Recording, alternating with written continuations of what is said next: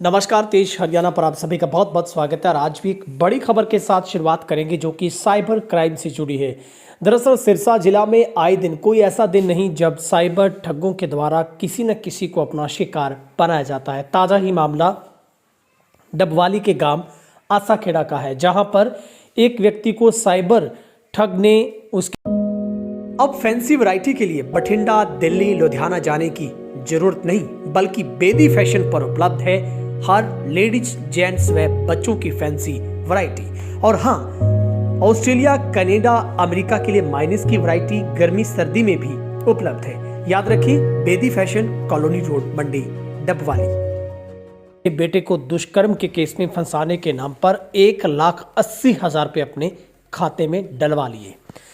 दरअसल पुलिस की ओर से रोजाना एडवाइजरी जारी की जाती है। डबवाली पुलिस कप्तान IPS सिद्धांत जैन की ओर से लोगों को इस बात को लेकर आश्वस्त किया गया है, निवेदन किया गया है कि अगर आपके पास किसी भी तरीके की OTP से संबंधित या फिर कॉल, व्हाट्सएप पर कोई भी इस तरीके की बात होती है तो आप उसका जवाब ना दें।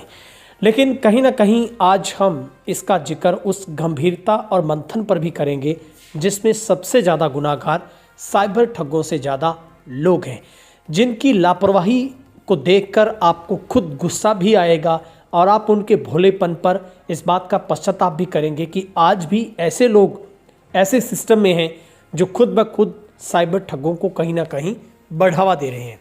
ये एक CBI अधिकारी बनकर एक साइबर ठग ने एक व्यक्ति को अपनी फ्रॉड में फंसा ही लिया कि आपका बेटा एक दुष्कर्म के केस में फंसा है, और इस मामले में पिता को डराया और धमकाया गया। बेटे को केस से बाहर निकलवाने के लिए पिता ने तथाकथित CBI अधिकारी के खाते में बिना सोचे समझे 1,80,000 रुपये ट्रांसफर कर दिए।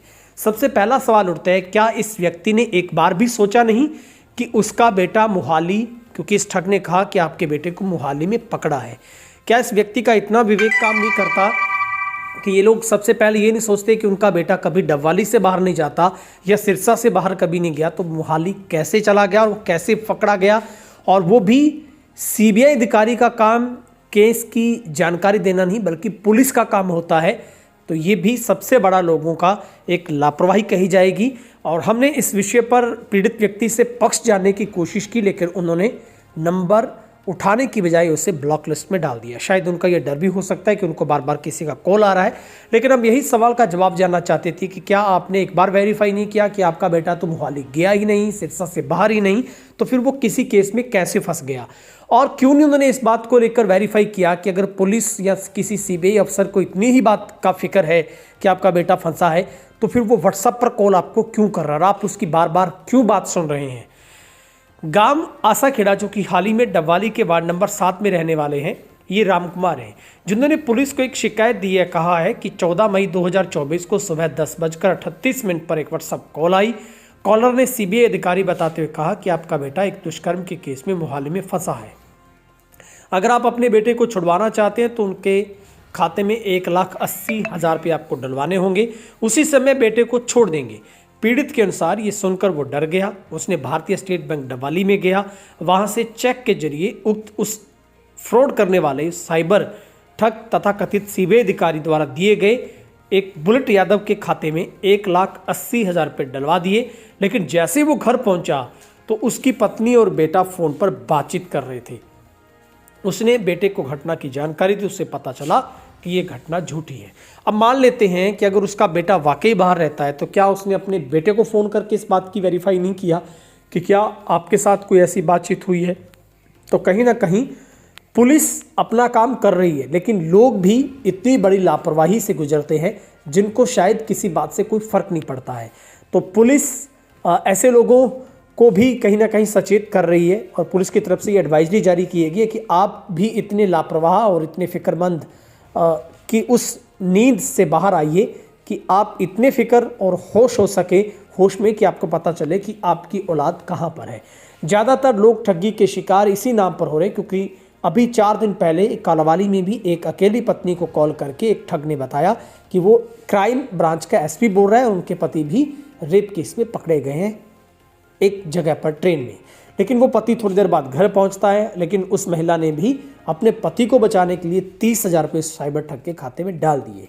अब इस मामले में पुलिस गहनता से जांच कर रही है, क्योंकि रामकुमार के बयानों के आधार पर धोखाधड़ी का केस दर्ज किया गया। पुलिस ने जांच शुरू की है और इस बात का खुलासा पीड़ित को तब पता चला जब घर पहुंचा तो उसकी पत्नी के साथ उसके बेटे की बात होने के बाद वेरीफाई हुआ तो पता चला कि ये एक फ्रॉड कॉल थी।